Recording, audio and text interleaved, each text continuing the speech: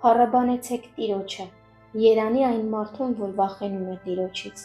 որ մեծապես ուրախանում է նրա պատվիրաններով։ Նրա սերունդը հզոր է լինելու երկրի վրա, և շիտակների սերունդ նորհնվելու է։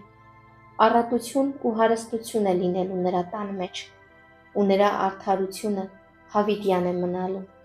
Խավարի մեջ լույս է ծագում շիտակների համար, քանի որ նա ողորմած ու գթած արդար է, բարի մարդը ողորմում է ու փոխ է տալիս, իր գործերը շրջահայացությամբ է կատարում։ Հիրավի նա հավիտյանս չի սասանվելու, արդարի հիշատակը հավիտյան մնալու է, նա վատ լուրից չի վախենալու, նրա սիրտը պատրաստ է, ու նրա հույսը Տիրոջ վրա է, նրա սիրտը հաստատված է, չի վախենալու, մինչև իր թշնամիների վրա նայի։ Բաժանեց և աղքատներին տվեց, նրա արդարությունը հավիտյան է մնալու,